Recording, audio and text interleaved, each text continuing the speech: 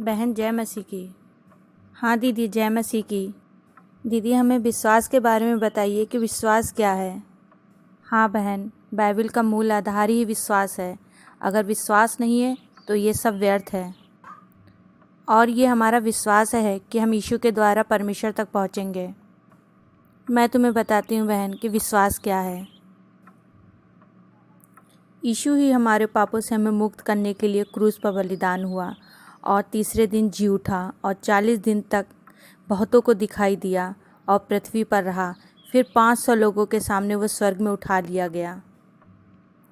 अगर यीशु क्रूस पर न बलिदान होते तो हमारे पाप कभी भी नहीं क्षमा किए जाते, क्योंकि पाप की मजदूरी मृत्यु है और यीशु ने उस पाप को अपने ऊपर लिया। उसने कोई भी पाप नहीं किया था।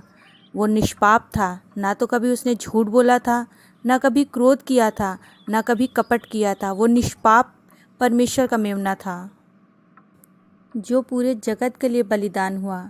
जब कोई उस पर विश्वास करता है, उसके बलिदान को स्वीकार करता है और फिर अपने आप को सौंपता है, तो उसे विश्वास कहते हैं।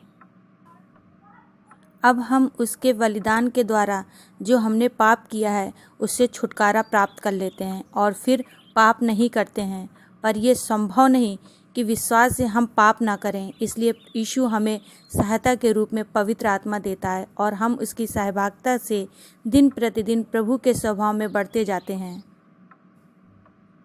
जहाँ हम कमज़ोर होते हैं वहाँ प्रभु हम पर अनुग्रह करता है।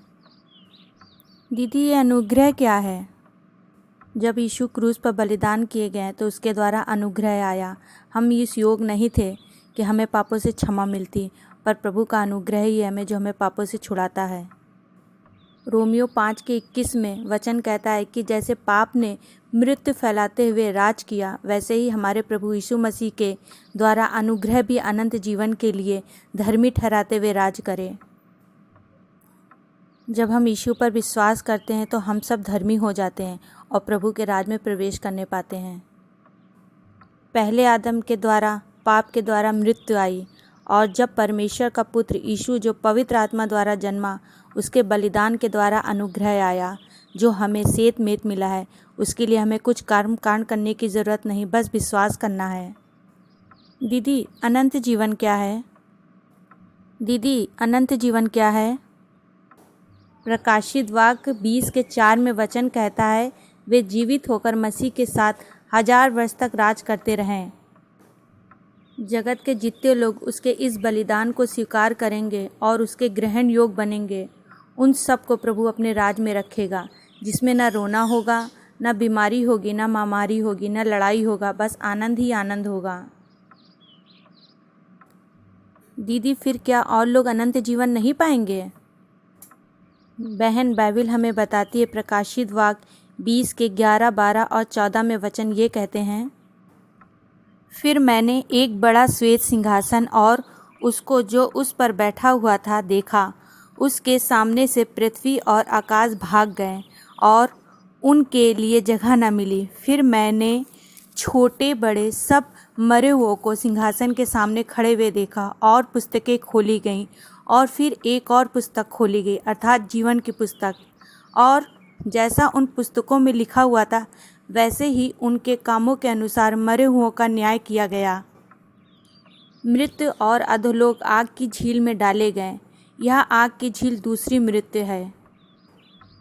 आगे 15 में भी वचन कहता है, और जिस किसी का नाम जीवन की पुस्तक में लिखा हुआ ना मिला, वह आग की झील में डाला गया।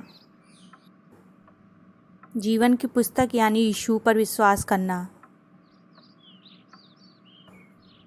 प्रकाशित वाक्य 22:12 में भी वचन कहता है, देख मैं शीघ्र आने वाला हूँ और हर एक काम के अनुसार बदला देने के लिए प्रतिफल मेरे पास है। मैं अल्फ़ा और ओमेगा, पहला और अंतिम, आदि और अंत हूँ। ये पूरी पुस्तक कोई मनुष्य के द्वारा नहीं बल्कि पवित्र आत्मा के द्वारा लिखी गई है। दीदी, सामर्थ्य क्या होता है? जिस कार्य को हम करने के योग नहीं होते हैं और वो हम कर भी नहीं सकते अपने दम पर, और वो उस कार्य को हम जब कर पाते हैं तो वो प्रभु का सामर्थ्य होता है। आज हम बहन जो तुम्हें ये वचन बता पा रहे हैं, ये प्रभु का अनुग्रह और सामर्थ्य है जो हम तुमसे प्रभु के बारे में बातचीत कर पा रहे हैं।